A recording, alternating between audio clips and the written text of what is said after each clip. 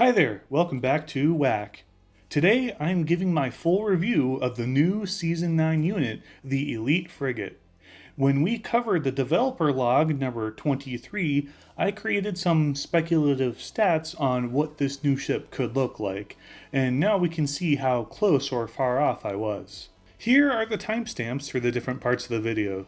I would ask you to subscribe, but that would make me a massive shill to the YouTube algorithm.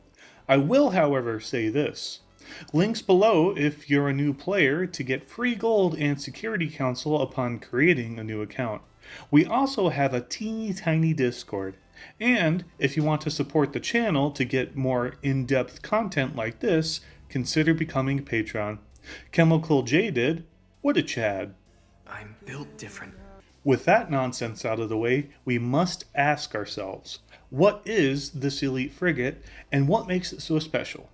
Well, it will lose in a one-on-one fight with the standard frigate with guns alone, but it's the supporting items that really makes this a decent vessel. It can carry a handful of helicopters, use loitering munitions, fire missiles, and even has sonar. Honestly, I'd say that this ship can take the place of corvettes, destroyers, frigates, and to some extent aircraft carriers.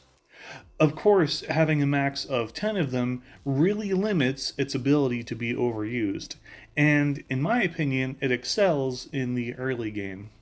If you rush the research of corvettes, frigates, then elite frigates, build a level 1 arms industry and level 3 naval base, as well as make a couple of helicopter gunships, you now have a great escort for a landing party on the shores of an enemy nation early game. I have not used this ship in any late game settings, but its stats and abilities manage to keep pace with the power level of all other naval units. Speaking of stats, let's take a close look at those. I'll only touch on this, but it looks like it's a bit cheaper than what I personally was expecting it to be. I thought it was going to be kind of like the Elite tank versus the standard NBT, but I was wrong, as it is only a little bit more pricey than the Tech Tree frigate. Though it seems I was fairly accurate guessing the abilities based on what I read on the ship's IRL.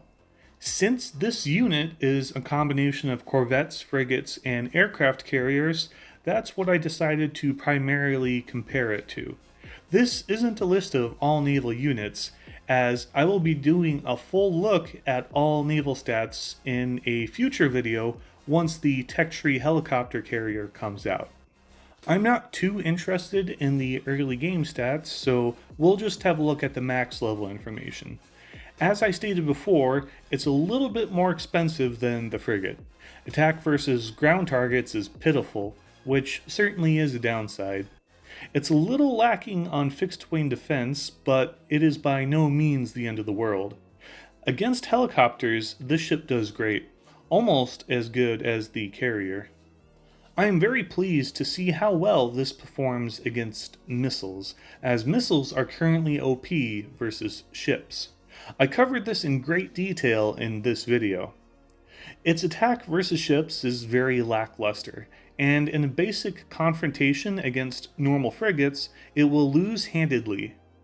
That is, until you start using your loitering munitions, missiles, and onboard helicopters. We have yet another unit that is a sub-killer, and if combined with ASW helicopters, well, it's GG. Honestly, I would probably stay away from using subs until after the season is over. AA range is way better than I was expecting, but the lack of hit points is honestly a little disappointing. I suppose they had to balance it to not just be straight up better than the standard frigate.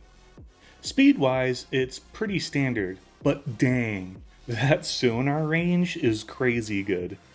It can only carry 3 helicopters, but that honestly seems fair. The Tech Tree helicarrier will probably have more carrying capacity, so they probably had to keep it low on this unit. The missiles and deployable gear capacity is simply amazing, and really is a force multiplier. Wowie kazowie, this thing is exciting. It is balanced in terms of raw power, But a skillful player who is used to carrier gameplay and actually researches loitering munitions and missiles would be a true force to be reckoned with. I imagine this thing would probably be good in the Apocalypse game mode. This ship will not excel if you are AFK and unable to respond to an attack. Before we end the video, let's take a look at some possible stacks you could make with these in a way that would make sense. Wow, this really adds a lot of context seeing these together like this. One of the best tools I like to use is the cash attack ratio. Take the defense plus the attack and divide the cash cost of that stack or unit by this number. It is a simple way to help visualize the cost effectiveness in certain areas.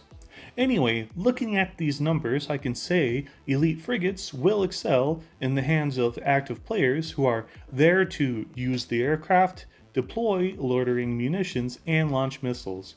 If you have a stack of 5 of these and they get attacked while you're AFK, well, that's a quick L. A stack of 5 cruisers is one of the best and most common fleet combinations in Con, though of course not without their weaknesses.